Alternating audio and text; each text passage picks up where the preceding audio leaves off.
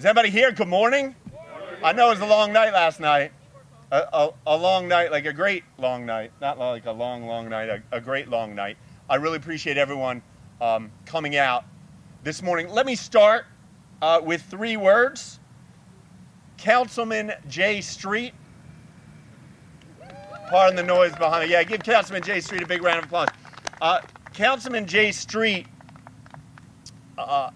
in many ways, started this effort not months ago or weeks ago, but really years ago. He's been passionate about making sure that the people in this neighborhood and in this entire community and county are protected from environmental injustices. He desperately wanted to be here today. Unfortunately, the grandkids, I think it's their first day of school, and so I offered to delay this by a day or 2, and he said, no way. He said, no way. He said, we need to get this signed and get this signed right away. Waste Management, Inc. is a company that, in their most recent earnings report, had annual earnings of $49.95 billion. Annual revenues of $49.95 billion. In this day and age, large companies challenge governments, and they believe they can regulate land, they can regulate people, and they can dominate governments. I think we're seeing it on every level of government across our country. I'm very proud that our county council last night stood up, not just with the majority against this $49.95 billion company, but they stood up with unanimously. They stood up unanimously to say that environmental protection matters, that environmental justice matters, that water protection matters, and that all of us matter. And so let's give County Council, we're going to hear from Dave Carter in a minute, but let's give County Council a big round of applause. Let me also add that we also hear a lot that government takes too long to do things. Just a few days ago, we held a press event where we announced 7 environmental initiatives that we were taking on. 2 of them have already been passed by County Council. The first is going to be signed in a few minutes. The second will be signed next week. So we're moving at laser speed to make sure we are protected as much as legally possible against environmental harm and environmental danger. Without further ado, I want to make sure to introduce a county councilman who's really led the effort for environmental protection across our state for decades, Councilman Dave Carter. Good morning. Thank you, everyone, for coming out, and thank everyone who really supported us in this challenging effort. We have known for decades about the challenges we have of our placement of heavy industrial lands near communities, around communities. As I reviewed both the state and our local code, I realized that we had not done a good job of making sure that we were following those codes effectively to provide those buffers, to protect our residents from some of the inconveniences as well as threats to health and safety that come with some of those types of uses. As I got a call yesterday and they said, well, we might think about doing a press release. I said, well, let's let this pass first. I was so pleased last night to see our council come together and to really take this first step, an incremental step, at really thinking hard about our zoning and how we can improve it. I plan to leave here and go back and get to work. This is just a start of what we need to do and to prepare ourselves for our next comprehensive plan update. And in that plan, I plan to work with my fellow council members and hopefully many of you to really think hard, research the issues, and fix the problems that we have with incompatible land uses throughout our county so that we can fairly and equitably protect every one of our residents. I'm not going to say a whole lot more. I was up quite late last night, but I do appreciate everything everyone did. I don't have the time to thank them. And I do want to thank Dee as well. Both of us are new to council. Both of us came in with a commitment to ensure that we had a much more environmentally aware council I hope some of that has influenced all of us in the county to make sure that we balance, our economic and our social and our environmental needs for this county. So thank you very much.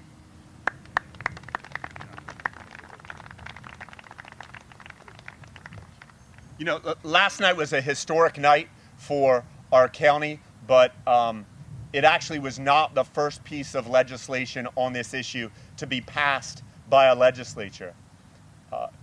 The first piece of legislation to pass was House Bill 212 this year, which was brought forward by, I think, a lifetime member of the Fraternal Order of Police, someone who not only is concerned about protecting neighborhoods, his constituents here in this area, but concerned about protecting his brothers and sisters who work in this building right next to the landfill. And so we owe a big debt of gratitude to Representative Frank Cook. Come on up, Frank. Good morning, and thank you, County Executive Matt Meyer. Thank you to County Council. I want to say thank you to my colleagues in the General Assembly.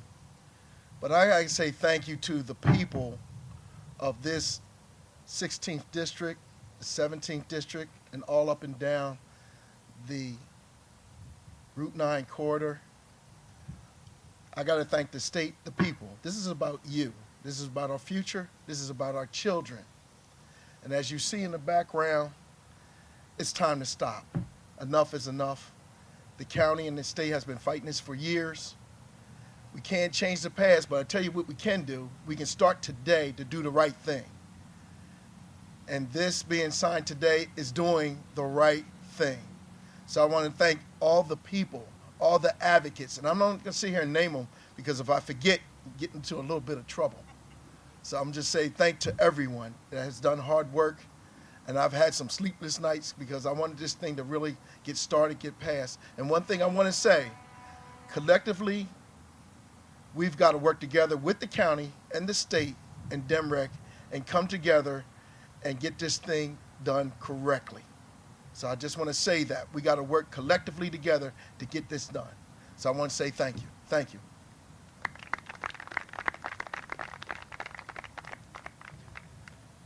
One of the most inspirational things about my job is when private people come forward in the public interest. And I've seen that a lot, not just by private people and private groups and private organizations, but companies too, who live here, whose employees live and work and play here, to make sure that we are all protected. If you look at what Artesian Water has done in the past few months to protect all of us, it is an inspiration.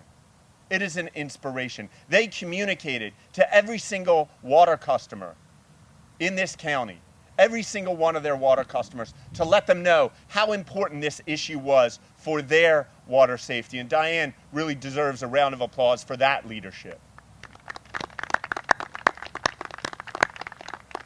And they had an articulate spokesman last night and through the past few months, so I want to invite out their general counsel, Carl Randall.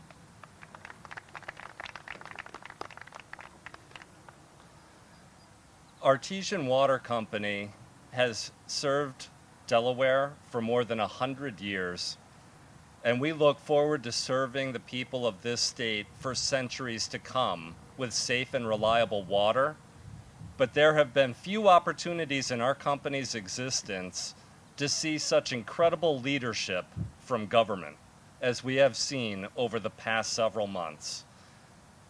From Matt Meyer as the county executive and his hardworking staff, to the council members who spent so much time trying to educate themselves about complicated issues, to Representative Frank Cook, who is responsible for Artesian having even become aware that the landfill here behind us might expand beyond where it is today. The leadership of this state, this county, it has been incredible. And we just want to express our gratitude for all they have done. We realize this is the beginning of a process, and we look forward to participating as we do more to protect the people of Delaware.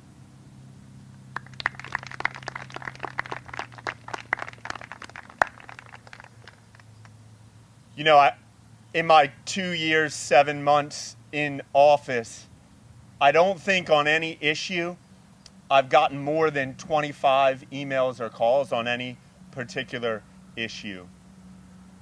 On this issue, I personally have received over 800 emails demanding that we take action. I've said from day one, this is not my county government, it is your county government. And when the public speaks up like that, it does matter. It does matter to elected officials. It does matter because you are all the boss. When we're staring down a company worth $50 billion, it does matter. To mount an effort like that to attract the attention of elected officials takes a tremendous amount of effort and resources. And there was a group, Indivisible Network Delaware, a whole bunch of individuals and groups that came together to make this possible. But it was really all under the coordination of an individual, I think a Sierra Club of Delaware's most recent employee. You've been working there, what, 8 weeks, 12 weeks? But they went door to door and they made sure to get out information so the public could make a decision about the best way forward on this land use issue. Ladies and gentlemen, Dustin Thompson.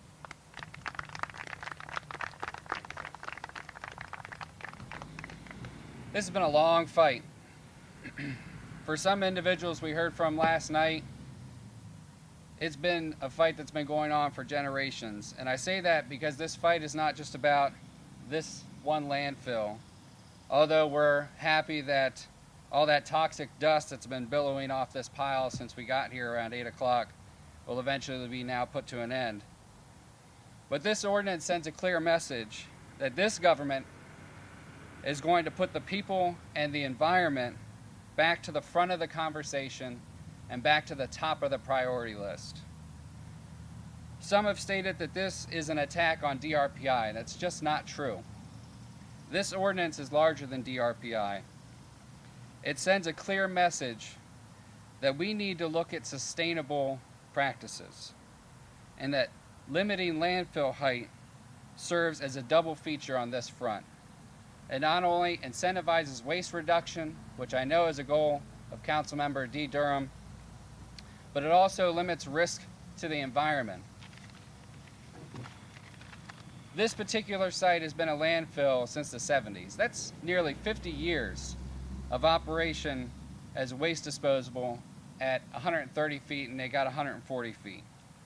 That's plenty of time for future landfills that are more properly planned and better placed, not directly on top of neighborhoods.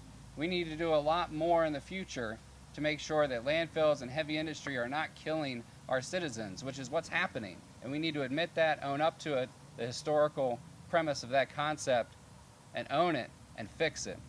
This is a first step to make sure that we do that. We need to learn from our history here. But we need more than ever, particularly now with this current administration at the national level, that we're going to state very clearly that it's people and our environment over profits and greed. That is in part what this ordinance does, and I could not be more proud to have helped organize with it with many individuals, some of which who are here today. And I want to thank our county executive for his leadership on this and the environmental initiatives that he mentioned earlier. And thank you to the council and Representative Cook for bringing this issue to the forefront for us to help with. Thank you very much.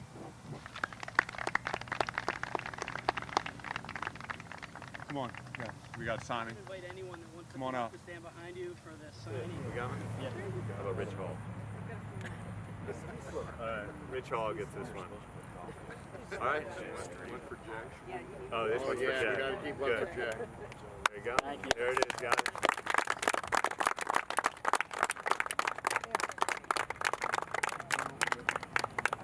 We're not gonna back down when they sue us either.